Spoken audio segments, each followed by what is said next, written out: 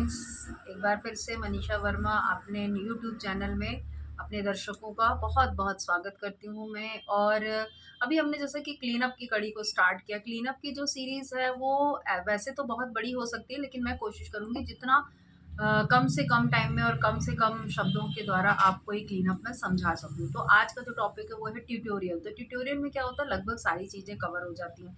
तो क्लीनअप क्या होता है ना, कि वैसे तो क्लीनअप मिनी फेशियल के नाम से बोला जाता है, पर इसमें कुछ स्टेप्स जो होते हैं वो फेशियल के बराबर नहीं होते। और ये डिपेंड भी करता है कि आप क्लीनअप लेने का आपका पर्पस क्या है। कई बार लोग मतलब फेशियल में ज़्यादा ड्यूरेशन नहीं हुआ रहता इसलिए लेते हैं, तो उस क्लीनअप के जो स्टेप्स होते हैं वो थोड़े से अलग हो जाते हैं। कुछ लोग फेशियल कराने का टाइम नहीं होता है इसीलिए क्लीनअप ले लेते हैं, तो वो जो होता है वो थोड़ा सा अलग तरीके से किया जाता है। और क्लीनअप हमेशा स्किन के अकॉर्डिंग करा जाता है। लाइक जैसे हम लोग फेशियल चूज़ करते हैं तो आप अपना एज और आपका जो ऑक्यूपेशन है उसके हिसाब से, और आपकी यदि कोई स्किन में प्रॉब्लम है तो उसके हिसाब से करते हैं। एग्जैक्टली क्लीनअप भी वैसे ही किया जाता है। फेशियल और क्लीनअप में इस आधार पे कोई भी अंतर नहीं किया जाता है। और जनरली क्या होता है कि क्लीनअप जो होता है उसमें आप फेस को क्लीन करते हो, आपकी जो स्किन होती है इसके अकॉर्डिंग आप एक अच्छा सा क्लिनजर चूज़ करते हो, देन आप अपने स्किन को क्लीन करते हो।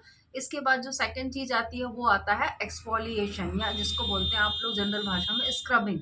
एक्सफोलिएट करने का अर्थ ये होता है कि जो अंदर की डर्ट है उसको बाहर निकाल लिया जाए।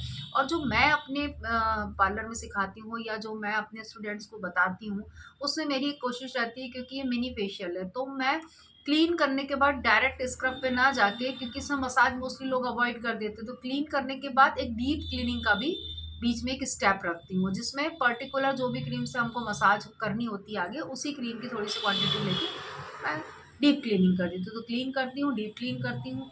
फिर इसके बाद आप ये बिगनर्स के लिए, इसलिए इस बात को बहुत अच्छे से आप समझें कि आपको क्लीन करना है। क्लीन आप जो क्लिनजिंग यूज़ करोगे वो आपके क्लाइंट की स्किन के अकॉर्डिंग होना चाहिए। इसके बाद आप उनको डीप क्लीन करोगे तो वो प्रोडक्ट, क्रीम, जेल जो भी आपको यूज़ करना वो भी आप क्लाइंट की स्किन के अकॉर्डिंग किया करो। और इसके बाद बारी आती है मोस्ट इम्पॉर्टेंट, क्योंकि क्या होता है क्लीनअप में जो स्क्रबिंग होती है बहुत इंपॉर्टेंट होती है। तो आप जब स्क्रब भी चूज़ करोगे तो वो भी आप कोई ऐसा वैसा स्क्रब नहीं, जैसा भी आपके क्लाइंट की स्किन है उसके अकॉर्डिंग करिए। क्योंकि आजकल तो पाउडर फॉर्म में स्क्रब आ रहा है, क्रीम फॉर्म में स्क्रब आ रहा है, लोशन फॉर्म में स्क्रब आ रहा है, पैक भी स्क्रब वाले आ रहे हैं कि पहले आप उनको फेस पैक की तरह लगा दें, देन जब आप उसको हटाओगे, पैक को रिमूव करोगे तो आप उस पोर्शन को गीला करके स्क्रबिंग कर दें और उसके बाद आप पैक को हटा दें। तो इस तरीके से आपकी स्क्रबिंग भी हो जाती है और फेस पैक भी हो जाता है। तो ये तो बात हुई कि स्क्रब की। तो स्क्रब का बहुत बड़ा रोल होता है क्लीन अप के अंदर। सबसे इम्पॉर्टेंट पार्ट होता है आपका फेस पैक। जब आप फेस पैक लगाते तो उसमें भी जिस तरीके से हम लोग फेशियल में फेस पैक को क्लाइंट की स्किन के अकॉर्डिंग चूज़ करते हैं, यहाँ क्लीनअप में भी आपको जो भी पैक देना है आपके क्लाइंट को वो आप स्किन के अकॉर्डिंग चूज़ करिएगा। आप किसी भी मामले में ये नहीं सोच सकते कि ये बहुत छोटी सी प्रोसेस है, क्योंकि हमको फेशियल में तो हम प्रोसेस पूरी करते हैं तो रिजल्ट हमारे श्योर रहते हैं कि आएंगे आएंगे, लेकिन क्लीनअप में क्या होता है हमको ऑन चेयर रिजल्ट देना पड़ते हैं। ऑन चेयर रिजल्ट देने के लिए आपकी टेक्निक, आपका प्रोडक्ट और सारी चीज़ें इंपॉर्टेंट हो जाती हैं, क्योंकि आप जैसे ही क्लाइंट उठता है वो चाहते हैं कि उसके चेहरे पर एक ग्लो हो। तो आप पूरी कोशिश करिए कि आपकी टेक्निक सही हो, आप जो भी प्रोडक्ट इस्तेमाल कर रहे हो वो क्लाइंट की स्किन के अकॉर्डिंग कर रहे हो, जो उसको सूट करता है उस हिसाब से कर रहे हो। और क्लीनअप की टाइमिंग आप, वो आपके ऊपर है कि आप कितने स्टेप यूज़ करना चाहते हैं।